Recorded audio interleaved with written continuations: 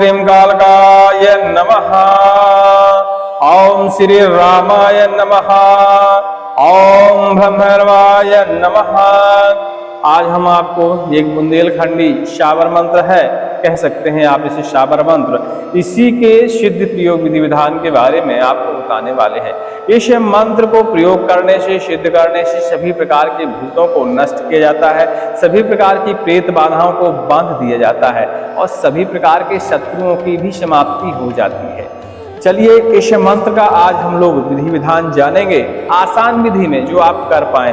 वैसे तो देशी शाबर मंत्रों की विधियां इतनी कठिन होती हैं कि आमतौर पर लोग कर नहीं पाते, लेकिन हमारे गुरुजी ने इनकी विधियों में कुछ परिवर्तन किया है और उस पर रिसर्च किया है, उनको सिद्ध करवाया है और जब उनके रिजल्ट निकल के आए हैं उसके बाद यह विधि हम आपको बता रहे हैं। क्योंकि वास्तविकता में इन मंत्रों की जो विधि होती है वह साधारण या पारिवारिक जीवन वाले आदमी के बस की बात नहीं होती है, क्योंकि शाबर मंत्र जरूर हैं लेकिन इसमें देवी देवताओं के हिसाब से उनकी विधियों में परिवर्तन हो जाता है। इस मंत्र को आप कई तरह से प्रयोग कर सकते हैं। आप किसी की बाधा को बांध सकते हैं, किसी के घर में बंधन लगा सकते हैं, सुरक्षा बंधन, ठीक है। इसके अलावा शत्रुओं पर भी इस मंत्र के जरिए प्रहार कर सकते हैं। वो मंत्र को प्रयोग करते समय की जो भावना होती है उसके ऊपर निर्भर करता है कि इस मंत्र का कार्य क्या होना चाहिए, ठीक है। भैरव बाबा का मंत्र है, कंकाल भैरव बाबा का मंत्र है। भैरव जी के अनेक प्रकार के स्वरूप हैं, अलग अलग क्षेत्रों में अलग अलग जगह पे अनेक नामों से उनको पूजा जाता है और अनेक नामों को बीच में सम्मिलित करके उनके मंत्र भी हैं और अलग अलग तरीके से कार्य भी करते हैं। तो यह कंकाल भैरव जी का शाबर मंत्र है, इसी का हम लोग प्रयोग करने वाले हैं। तो इसको जान लेते हैं कि सिद्ध कैसे किया जाता है। तो आप इसका कारण तो समझ गए कि सभी प्रकार की भूत प्रेत बाधाओं को बांधा जाता है। घर में इस मंत्र के जरिए आप बंधन लगा सकते हैं, मतलब अपने घर को सुरक्षित कर सकते हैं, किसी और के घर को भी सुरक्षित कर सकते हैं, सभी प्रकार के शत्रुओं का संहार भी इस मंत्र के जरिए कर सकते हैं और किसी भी भूत प्रेत को इस मंत्र के जरिए हराया जा सकता है। क्योंकि भैरव बाबा जो होते हैं भूतों के राजा भी होते हैं और भूत खाते भी हैं, भूत बिछाते भी हैं और भूतों का संहार भी करते हैं। मतलब भूतों के ऊपर भैरव बाबा का अच्छा खासा कंट्रोल रहता है और जहां भैरव बाबा का आदेश लग जाए समझ लीजिए कि वहां भूतों की तो कहानी खत्म हो जाती है। और आपने अक्सर सुना होगा कि देवी के पहरेदार, देवी के भक्त और देवी के पुत्र भी होते हैं। तो समझ लीजिए कि यदि माता को भी प्रसन्न करना है तो वहां भी भैरव बाबा की कहीं ना कहीं आज्ञा की आवश्यकता पड़ती है। तो चलिए आज इनका मंत्र जान लेते हैं। तो मंत्र वैसे हमारे संकटनाशक चैनल पे आपने श्रवण किया होगा और नहीं किया है तो जाकर श्रवण करिए, क्योंकि इस मंत्र को श्रवण करने से इफेक्ट आपके शरीर में तत्कालिक नजर आएगा। छोटी मोटी जो बाधाएं होती हैं उनका तत्काल ही हरण हो जाता है और लगातार इस मंत्र का यदि आप श्रवण करते हैं, बस टाइम से करिएगा। वैसे थोड़ी ना कि आप दिन में कर रहे हैं, दोपहर में कर रहे हैं, रात में कर रहे हैं, आधी रात में कर रहे हैं, क्योंकि इन देशी जो मंत्र होते हैं इनसे सवारी भी कई लोगों को आती है। तो हिसाब से और टाइम से इनका श्रवण करना चाहिए। जैसे आप सुबह टाइम श्रवण कर लीजिए, रात में एक बार श्रवण कर लीजिए, ठीक है। ऐसे नहीं कि आप बाथरूम गए, हाथ धुले ना पैर धुले और बस मंत्र श्रवण करने बैठ गए। तो ऐसे में मंत्र कभी कभी नुकसान भी कर जाते हैं। सुनिए, कभी भी मंत्र हैं सुनने के लिए ही हमने ऐसे कीटनाशक पर डाले हैं, लेकिन थोड़ा सा अपने शरीर की क्रियाओं को शुद्ध करके इसके बाद आप मंत्रों का श्रवण करिए। क्योंकि कई बार मंत्र लोग कहते या है कि श्रवण कर रहे हैं, लेकिन इसमें ऐसी तरंगें निकलती हैं कि पूरे शरीर पर तत्काल इफेक्ट डालती हैं। और हमारे जो बुंदेलखंडी देशी मंत्र हैं इनको आप यदि वास्तविकता में आपके पास कोई बाधा होगी तो आपको 5 मिनट के अंदर इफेक्ट नजर आएगा, 100% आएगा, ठीक है। तो चलिए इस मंत्र को पहले एक बार और आप श्रवण कर लीजिए, फिर इसके बाद इसकी हम आपको विधि बताते हैं। ओम नमो काली कंकाली महाकाली के पूत कंकाल भैरव, हुक्म हाजिर रहे मेरी रक्षा तुरंत करे। आन बांधू बान बांधू, चलते फिरते को औसान बांधू, 10 दिशा 10 मुख बांधू, 9 नारी 72 कोठा बांधू, फूल में भेजू पल में जाए, दुष्ट गुनी की विद्या खाए। घर बांधू घिनौशी बांधू, दौल्हा देव ब्रह्म सन्यासी बांधू, मेरे घर की रक्षा करे। आवत बाधा तुरते टारे, दुष्ट प्रेत को धरती गाड़ी। वचन जो चूके के समुद्र सूखे, वाचा छोड़ वाचा चले। तो रुद्र के नेत्र से अग्नि ज्वाला खड़े, सिर से टूटी जटा भूमि पर पड़े, माँ पार्वती की यान, शिव शंकर की शान, चल चल रे कंकाल भैरव, तुम्हें माता काली की दुहाई। ओम ब्रह्मर्वाय नमः। इस तरह का मंत्र है, इसको आप रिपीट कर करके आप श्रवण करके और इसको याद करिएगा। देशी जो मंत्र होते हैं इनको लिखने की कोशिश ना किया करिए। कोई शब्द में यदि आपको नहीं समझ में आ रहा, कोई दिक्कत है तो आप में फोन कर सकते हैं, टेलीग्राम में लिख सकते हैं, प्राइवेट में ही करिएगा। आप सोचें कि ग्रुप में हम आपको जवाब दें तो वो नामुमकिन है। ग्रुप सिर्फ आपको जोड़ने के लिए बना है, ग्रुप में आप ज्वाइन होइए, उसके बाद ग्रुप ओनर पर क्लिक करिए और वहां हमें प्राइवेट में मैसेज करिए। हम आपके सवाल का जवाब अवश्य ही देंगे जब भी हमें समय मिलेगा, क्योंकि इतना भी नहीं है, इतने भी बिजी नहीं है कि हम महीनों बाद आपको जवाब दें। मतलब 12 घंटे के अंदर ही हम आपको जवाब दे देते हैं। तो उसमें नर्वस होने की दिक्कत नहीं है कि आपने मैसेज किया हमने जवाब नहीं दिया। हम 12 घंटे में जवाब दे देते हैं, क्योंकि 24 घंटे में एक बार तो हम टेलीग्राम चेक करते ही करते हैं। ठीक है। तो यदि कहीं लगता है कि कोई शब्द आपको नहीं समझ में आ रहा तो आप हमें लिख सकते हैं, वहाँ अपना नंबर भी छोड़ सकते हैं, तो हम आपको फ़ोन करके उस बारे में बता देंगे। नहीं तो आप किसी न किसी तरह टेलीग्राम में जाएंगे, प्राइवेट चैट में मैसेज लिखेंगे तो किसी न किसी तरह हमसे आपका संपर्क हो ही जाएगा। बस उसमें अपनी बात ज़रूर लिखिएगा, क्योंकि अब कोई लिख देते हैं हाय, तो मैं हाय का क्या जवाब दे दूं? ठीक है, हेलो उसका मैं क्या जवाब दे दूं? भैया कुछ अपना सवाल लिख दो तो हमको पता तो रहे कि हमको आपको किस मसले में बात करनी है। ठीक है, तो आप कायदे का सवाल लिखेंगे तो हम आपसे संपर्क जरूर करके आपको जवाब देने की कोशिश करेंगे। चलिए, मंत्र आपने श्रवण कर लिया, अब आती है इसको सिद्ध कैसे करना चाहिए। तो मंत्र के शब्दों से ही आपको पता चल गया होगा कि यह सभी प्रकार की बाधाओं का बंधन करने वाला मंत्र है और सभी प्रकार की जो बुरी शक्तियां होती हैं उनको नाशन करने वाला मंत्र है। कंकाल भैरव को आप जानते ही हैं, प्रचलित हैं भूत प्रेतों को बुरी शक्तियों का संहार करने में। ठीक है, तो इनकी मंत्र की सिद्धिकरण करने के लिए कुछ तिथियों की, कुछ मुहूर्तों की जरूरत पड़ती है। तो उसमें से पहला मुहूर्त मान लीजिए नवरात्रें, जो बहुत जल्दी ही आने वाली हैं। इन नवरात्रों में इस मंत्र का आप सिद्धिकरण कर सकते हैं। दूसरा, दीपावली से लेके एकादशी के बीच में मंत्र सिद्ध कर सकते हैं। वैसे भी जो देसी बुंदेलखंडी मंत्र होते हैं या सावर मंत्र होते हैं, इनका सीधा सीधा विधान है कि आपको कुछ विधि पता नहीं है, कुछ नहीं पता है, तो सीधा आप नवरात्रों में इनका जप कर लीजिए और कम से कम 11 माला तो कम से कम जप करिए। ठीक है, और 108 बार हवन कर दीजिए। यदि आपको विधि नहीं पता है तो आपका यह मंत्र कार्य करने लगेगा, और आपको विधि पता है तो विधि के हिसाब से कर लीजिए, क्योंकि इन मंत्रों में लगभग सेम विधि ही होती है देशी मंत्रों को सिद्ध करने की। थोड़ा बहुत किसी मंत्र में परिवर्तन होती है, जैसे सुंगा महाराज का ले लीजिए, अगिया बैताल का ले लीजिए, उड़ान छू का ले लीजिए, काला करुआ का ले लीजिए। ऐसे कुछ मंत्र हैं जिनकी विधियों में थोड़ा सा परिवर्तन होता है। मरघंडू काली के ले लीजिए, इनकी सब विधियों में थोड़ा सा अंतर होता है। मरही माता का मंत्र में कुछ मंत्रों में विधियां थोड़ा सा परिवर्तित हैं। आसमानी माता के मंत्रों में थोड़ा सा विधियां परिवर्तन है। बाकी लगभग सभी मंत्रों की विधियां एक जैसी होती हैं। तो इसमें भैरव जी के महाराज के मंत्र को सिद्ध करने के लिए आपको काले वस्त्रों की जरूरत है। इसके अलावा एक खप्पर की जरूरत है। नवरात्रों को समय आएगा, खप्पर आपको आसानी से बाजार में भी मिल जाते हैं। बना लीजिएगा, एक तो खाली घड़ा ला के नया वाला घड़ा उसमें खप्पर बना लीजिएगा। ठीक है, इनके लिए आप नीम की लकड़ी का प्रबंध करिएगा खप्पर में जलाने के लिए। ठीक है, और उसी खप्पर में आप भैरव बाबा जी का हवन देंगे, क्योंकि महाराज को भैरव बाबा को खप्पर बहुत पसंद है। तो उसमें आप हवन डालेंगे तो मंत्र में थोड़ा सा शक्ति अच्छी मिलती है और भैरव बाबा जी को प्रसन्नता भी होती है। ठीक है, हमारे जो मंत्र तंत्र होते हैं सात्विक होते हैं। वैसे तो सभी मंत्रों में तांत्रिक पूजा का भी विधान है, लेकिन हम जो विधियां बताते हैं उनमें सभी में सात्विक विधि बताते हैं, और हमारे लिए यह मंत्र इसी ढंग से कार्य करते हैं, तो वही विधि हम आपके लिए बता देते हैं। अब हमारे क्षेत्र में आएंगे तो कई लोग इन्हीं मंत्र, सेम मंत्र, लेकिन इसकी तामसिक पूजा भी करते हैं वो लोग, तो हम तामसिक पूजा की सलाह बिल्कुल नहीं देते हैं। ठीक है, और बाकी अपनी अपनी मर्जी, अपनी अपनी श्रद्धा। तो आप इस मंत्र को सात्विक विधि से सिद्ध करेंगे। साधारण हवन सामग्री जो बाजार में आपको मिलती है, तेल, जौ, घी और हवन सामग्री, धूप वगैरह, गुग्गुल वगैरह, ये सारी चीज़ें, थोड़ा सा लोभान वगैरह सब मिला लीजिएगा। और सामग्री किस रेशियो में बनानी चाहिए वो इंटरनेट पर देख लीजिएगा, नहीं अपने नज़दीकी पंडित से पूछ लीजिएगा। और इसके बारे में एक वीडियो पड़ा है तो आप देख लीजिएगा, नीचे कहीं मिलेगा, थोड़ा सा ज़्यादा नीचे मिलेगा तो ढूंढ लीजिएगा हवन सामग्री में कितना क्या क्या रेशियो होना चाहिए। ठीक है, तो हवन सामग्री अब बना लीजिएगा। हवन सामग्री एक्स्ट्रा बनाने की जरूरत नहीं, क्योंकि आपको सिर्फ 108 इस मंत्र से हवन करना है। बाकी आप अपने गुरु के नाम से कर सकते हैं, गांव के इष्टों के नाम से कर सकते हैं, ठीक है, और अपने मन से जिन इष्टों के नाम से, काली माता का कर दीजिए, नाचे बाबा कर दीजिए, शिव जी कर दीजिए, सबका कर दीजिए। लेकिन खप्पर में सिर्फ भैरव जी का ही हवन करना है। बाकी देवी देवताओं का हवन आप बाजू में एक छोटी सी वेदी या आगे किसी पत्थर के ऊपर रखकर कर सकते हैं, ठीक है। ये मंत्र सिद्धि करते समय की बात है, बाकी समय में आप अपने हिसाब से डिसाइड कर लीजिएगा।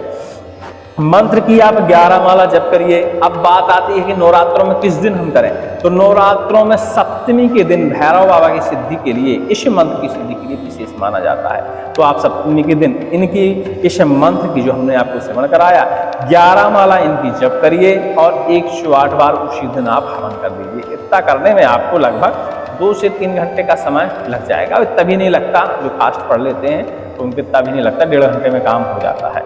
बस इतना करते ही आपका मंत्र जो है कार्य करने के लिए रेडी हो जाता है। लेकिन इसके बाद आपको मीठे वाली पूड़ी, गुड़ के आटा डाल के जो पूड़ी बनाई जाती है मीठी वाली, शुद्ध घी से बनाइएगा, तेल या डालडा का प्रयोग ना करिएगा। थोड़ा सा तो बनाना है, छोटी छोटी बना लीजिएगा, 4 ठो 5 ठो 6 ठो 7 ठो, तो ऐसी छोटी छोटी पूड़ियाँ, मीठी वाली गुड़ की पूड़ियाँ बनाकर महाराज जी को अर्पण करें। नारियल का प्रसाद अर्पण करें, मिठाई वगैरह अपने स्तर से आप अर्पण कर सकते हैं। पुष्प यदि काले मिलते हैं तो बहुत अच्छी बात है, नहीं तो आप अपनी इच्छा अनुसार कोई भी केतकी का पुष्प छोड़ के बाकी आप पुष्प भगवान को, भैरव भगवान को अर्पण कर सकते हैं। शस्त्र इनके लिए बहुत जरूरी है, ठीक है। शस्त्र आप पीछे देख रहे होंगे, ये सांगीन होती है, यह देवी जी को भी पसंद है, भैरव बाबा को भी पसंद है, तो आप ऐसी लोहे की सांगीन बनवा सकते हैं। नहीं तो आप भैरव बाबा को त्रिशूल भी अर्पण कर सकते हैं, क्योंकि जब इस मंत्र की आप सिद्धि करें तो त्रिशूल जरूर, कोई ना कोई शस्त्र उनको जरूर अर्पण करें। और शस्त्र इतना बनाए, छोटी साइज का इतना करिए जिसे आप कहीं भी बैग में रख के ले जा सकें, कहीं भी ले जाने लायक हो। क्योंकि यह मंत्र सिद्ध करेंगे आप तो अपनी आप ही बाधा तो हरण हो ही जाएगी। लेकिन इस मंत्र का यदि परोपकार के लिए आप प्रयोग करेंगे तो जितने बार आप परोपकार के लिए इस मंत्र का प्रयोग करेंगे उतने बार इस मंत्र की 10 गुना शक्ति बढ़ती जाएगी। और लास्ट जब इतना आएगा कि इस मंत्र को फिर आपको बोलने की जरूरत नहीं पड़ेगी, सिर्फ भैरव बाबा का ध्यान करिए और चुटकी बजाइए और यह मंत्र आपका कार्य कर लेगा। यदि किसी के ऊपर बुरी बाधा है, बुरी शक्तियां हैं, तो वह खत्म हो जाएंगी। मंत्र कोई चाहे कि एक ही बार में संपूर्ण सिद्धियां मिल जाएं तो असंभव वाला कार्य होता है। कलयुग है, किसी भी मंत्र की इस कलयुग में मात्र 30 से 40% की सिद्धि मिलती है। और 30 से 40% ही सिद्धि यदि मंत्र की आपको मिल जाती है तो आप हिला सकते हैं लाखों लोगों को। समझ गए आप समझ गए होंगे कि हम क्या कहने वाले हैं। तो 100% सिद्धियां कलयुग में नहीं मिलती, हमारे लिए 30% सिद्धियां ही काफ़ी होती हैं। 30% सिद्धि में हम दूसरों का परोपकार कर सकते हैं। हाँ, लेकिन लगातार इस मंत्र का प्रयोग करते रहने से इसकी शक्ति धीरे धीरे बढ़ती रहती है और आपके शरीर के अंदर इस मंत्र की शक्ति जो है, सहने की क्षमता भी बढ़ती रहती है। तब फिर कभी जाके यह मंत्र परिपूर्ण सिद्ध हो जाता है। लगातार जब इसका प्रयोग करेंगे, आपने 1-2 बार प्रयोग किया और बंद कर दी कहानी, तो फिर मंत्र निष्क्रिय हो जाते हैं। क्योंकि फिर जब आपका स्वयं का स्वास्थ्य सही हो जाएगा, स्वयं की बाधा हरण हो जाएगी, तो आप भूल जाएंगे कि दीपावली को इनको दोबारा से प्रसाद चढ़ाना है, नवरात्र में महाराज जी का फिर से ध्यान करना है, महाराज जी को फिर से प्रसाद चढ़ाना है। सारी चीज़ें लोग भूलने लगते हैं। जहाँ स्वस्थ हो जाते हैं, टन्न हो जाते हैं, तो फिर ये मंत्र सब निष्क्रिय हो जाते हैं और फिर भैरव बाबा के क्रोध का भी कई बार सामना करना पड़ सकता है। क्योंकि देसी मंत्रों की खासियत होती है, यदि यह मंत्र आपको संपूर्ण तरीके से सिद्ध हो गया है तो आपको 30 त्योहारों में, देसी मंत्रों में, ये जरूरी नहीं भैरव बाबा को, किसी का भी मंत्र, 30 त्योहारों में जैसे दीपावली हो गई, नवरात्रें हो गई, ऐसे मुहूर्तों में इनको प्रसाद वगैरह, थोड़ा सा होम धूप वगैरह देते रहना चाहिए, ठीक है। क्योंकि स्वाभाविक है जब ईश्वर को या मंत्र के ईश्वर को भोग प्रसाद मिलेगा, उनको भोजन मिलेगा, तो हमारे ऊपर कृपा अपने आप करेंगे। जरूरी थोड़ी कि हम हर बार मंत्र पढ़ें, ठीक है। कितना आप करके इस मंत्र को सिद्ध कर सकते हैं। छोटी सी विधि है, कोई खास नहीं है। 11 माला जप करना है, 108 बार हवन करना है। नीम की लकड़ी खप्पर में जलाइए, उसी में हवन सामग्री से आप हवन कर दीजिए, ठीक है। भैरव बाबा की तस्वीर आपको आसानी से मिल ही जाती है, तो आप भैरव बाबा की तस्वीर रख लीजिए। चौमुखा दीपक किसी भी जाप के लिए जलाया करिए। उसका आसन ढूंढा करिए, नहीं मिलता है उसका आसन, कम्बल का आसन अति उत्तम होता है, ठीक है। आप कम्बल का आसन पे बैठ के इस मंत्र का जाप कर सकते हैं। एकांत थोड़ा सा देखा करिए, जहाँ शोर गुल ना हो, बच्चे ना हो, हल्ला गुल्ला ना हो, मंत्र के बीच में कोई आए जाए ना, ऐसा घर का कमरा आप देख सकते हैं। इन मंत्रों की बाहर जाके जप करने का विधान नहीं है, इस मंत्र को आप घर में सिद्ध कर सकते हैं, ठीक है। और इसके बाद जब आपका मंत्र सिद्ध हो जाए, और हो सकता है कि यह मंत्र आपका संपूर्ण तरीके से सिद्ध हो जाता है, तो कई बार कानों में आवाजें गूंजने लगती हैं, जैसे कोई बाधा आने वाली होती है तो हमें कानों में पता चल जाता है जब देशी मंत्र कई बार सिद्ध हो जाते हैं तो। इसके अलावा हमें एहसास हो जाता है कि सामने वाले के ऊपर क्या बाधा होनी चाहिए, अपने आप मन में एहसास होने लगता है। तो ऐसे जब आपको मन में एहसास होने लगे तो अब समझना चाहिए कि हमारा मंत्र 60% से ऊपर कार्यशील हो गया है। इसके अलावा जब ऐसा होने लगे तो महाराज का फिर आपको स्थान देने की आवश्यकता होती है। आप अपने घर के बाहर या घर के बाजू में या किसी भी देवी के बाजू में दाहिने तरफ आप भैरव बाबा का स्थान ढूंढ दें, एक छोटा सा चबूतरा बनाएं, छोटा सा या मंदिर बनाएं या कुछ भी उनकी हल्की सी स्थापना कर दें, ताकि नित्य आप उनकी पूजा पाठ कर सकें। किसी भी देवी की पूजा करने के बाद भैरव बाबा बजरंगबली की पूजा अनिवार्य मानी जाती है। ठीक है, इतना आप करते रहे, यह मंत्र जीवन भर कार्यशील रहेगा। अब आती है प्रयोग करने की बारी। तो प्रयोग कैसे करना चाहिए इस मंत्र का? तो मंत्र तो आपने सिद्ध कर लिया, जब सिद्ध किया तो आपको रट ही गया होगा। मंत्र को तब तक प्रयोग नहीं करना चाहिए जब तक इसके शब्द एकदम रटे ना हो। जब रट जाए और मंत्र सिद्ध हो जाए तो उसके बाद इसमें से एक आध शब्द आपके गायब भी हो जाते हैं तो कोई फर्क नहीं पड़ता, मंत्र बराबर कार्य करेगा, क्योंकि यह आपकी स्मरण शक्ति में बैठा हुआ है। कई बार होता है कि हम मंत्र बताते हैं, उनसे एक आध शब्द मेरे मुँह से भी गायब हो जाते हैं, लेकिन देसी मंत्रों में ऐसा नहीं है। उसमें से एक आध शब्द गायब हो जाए तो मंत्र कार्य करता रहता है। उसका कारण यह है कि जब मंत्र लिखा जाता है तो एक लेखनी सिद्ध करी जाती है, इसको जगाया जाता है। फिर इससे जो भी मंत्र लिखा जाता है तो उसमें जो भावना रखी जाती है कि यह मंत्र इस कार्य में आना चाहिए, मन में भावना रखी जाती है। तो आप शब्द गलत भी लिख रहे हैं, उल्टे सीधे भी लिख रहे हैं, तब भी वह मंत्र उसी भावना से कार्य करता है जो आपने लिखते समय भावना रखी होगी। ठीक है, मंत्र सावर मंत्र इसी तरह लिखे जाते हैं। चलिए प्रयोग कैसे करना है ये शॉर्ट में जान लेते हैं, तो वीडियो बहुत लंबा हो जाएगा। और वैसे भी कोचिंग मंत्र सागर पे आप बहुत ज़्यादा बोर होते हैं, तो हमको भी प्रॉब्लम होती है कि भैया आप लोग बोर क्यों हो रहे हैं, या तो हम अच्छी जानकारी नहीं दे पा रहे हैं या आप अच्छी जानकारी ग्रहण नहीं कर पा रहे हैं। ठीक है, आपको चाहिए चटक पटक वाला, तो वो अपने बस का है नहीं है। अपन जो जानकारी है वास्तविकता में देंगे। गुमराह करना और धन कमाना हमारा कार्य नहीं है। ठीक है, और वैसे भी हमारे यहाँ तंत्र मंत्र काट का धन नहीं लगता है। ठीक है, आप निसंकोच फोन पे हमसे तंत्र काट करवा सकते हैं, कोई दिक्कत नहीं है। ठीक है, अब इसका मंत्र का प्रयोग करने, घर की समस्या तो वैसे आप जाप करेंगे, मंत्र सिद्ध करेंगे तो आपके घर की समस्या तो हट जाएगी, लेकिन फिर भी एक बार आप इस मंत्र को पढ़ते हुए एक नींबू हाथ में लीजिए, उसके 2 टुकड़े किसी वस्तु से करिए और इस मंत्र को पढ़ते हुए बीच दरवाजे पे अपने उस नींबू की धार को निचोड़िए। ठीक है, जब नींबू की धार पूरी निचुड़ जाए उसके बाद घर के अंदर प्रवेश करिए। ये मंत्र प्रयोग करने के विधि विधान है। आप घर से भले घर के अंदर हो, लेकिन जब मंत्र का आप प्रयोग करना है तो घर के बाहर निकलिए, अपने बीच दरवाजे पे देहरी पे नींबू निचोड़िए, इस मंत्र को एक बार पढ़ते हुए फिर घर के अंदर प्रवेश करिए। अब जैसे कोई रोगी हो, घर में कोई और व्यक्ति भी रोगी हो सकता है, या बाहर का कोई व्यक्ति हो सकता है, या आप किसी के यहाँ गए हैं भूत झाड़ने के लिए, तो वहाँ भी यही कार्यक्रम आपको इसी प्रकार करना है। तो अंदर फिर पहुँचिए अपने ही घर में, चाहे दूसरे घर में, जब परोपकार के लिए गए हैं तो दूसरे घर में जा सकते हैं आप। फिर रोगी के पास सामने उसको बिठाइए, इस मंत्र को 21 बार पढ़िए और 21 बार पढ़ते पढ़ते उसके शरीर पर उड़द के दानों से प्रहार करिए। और जैसे ही उड़द के दानों से प्रहार करेंगे, यदि बाधा में शक्ति है तो वह बोलना शुरू करेगी, और बाधा ऐसी तुच्छी पुच्छी है, निकृष्ट है, और समझ लीजिए कि सिर्फ वो परेशान कर रही है, वह उसमें अस्त्र तत्व नहीं है, तो वह तत्काल ही शरीर छोड़ के निकल लेगी। ठीक है, वो 2 ही होते हैं, या तो वो बताएगी, यदि ताकतवर होगी तो अपने बारे में बताएगी कि भैया मुझे मारना बंद करो, मेरा यह उपाय है, यह कर दो, हम चले जाएंगे। कई बार घर के इष्ट वगैरह बिगड़े हुए होते हैं तो बताने लगते हैं। अब जब बाहर से कोई बाधा आती है, चलाई गई बाधा आती है, तो घबरा ही जाती है। मंत्र उड़द के दाने पड़ते ही तो 3 4 5 मार पाते हैं आप, बाधा छू हो जाती है। ठीक है, तो इस तरह इस मंत्र का आप प्रयोग कर सकते हैं। अलग अलग जगह इस मंत्र के अलग अलग तरीके से प्रयोग होते हैं। कई इसी मंत्र को हमारे कई मित्र भाई हैं, वो मोर के पंख से प्रयोग करते हैं, मोर के पंख से झाड़ा लगाते हैं। हम लोग उड़द के दानों से और राई के दानों का प्रयोग करते हैं। कई लोग काली गुंजा का प्रयोग करते हैं, और कई लोग इसी मंत्र से नीम की डाली या नीम की जड़ का भी प्रयोग करते हैं। ठीक है, तो आप अपने हिसाब से रिसर्च कर सकते हैं, क्योंकि तंत्र मंत्र भी रिसर्च का विषय होता है। ठीक है, अपने हिसाब से जिस तरह आपको आराम लगे, आराम महसूस हो, उस तरह प्रयोग कर सकते हैं। मेरे हिसाब से उड़द से करना चाहिए, आप अपने हिसाब से चेक कर सकते हैं, मैंने ऑप्शन बता दिए हैं।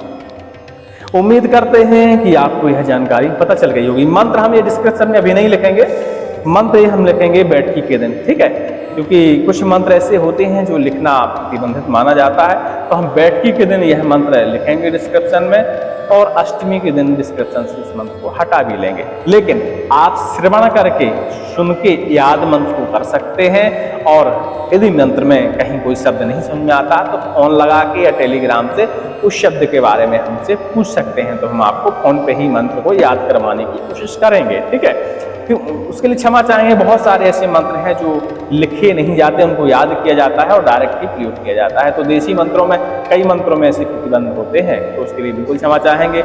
उम्मीद करते हैं आप हमारी जानकारी से संतुष्ट नहीं होंगे, या हो गए होंगे तो अच्छी बात है, भैया लिख दीजिएगा कमेंट में, और नहीं हुए होंगे तो टेलीग्राम में लिख दीजिएगा, नहीं तो इसी में भी लिख सकते हैं आप, तो हम कोशिश करेंगे आपको संतुष्ट करने की। सभी को जय श्री राम, जय हनुमान जी की, जय भैरव बाबा की।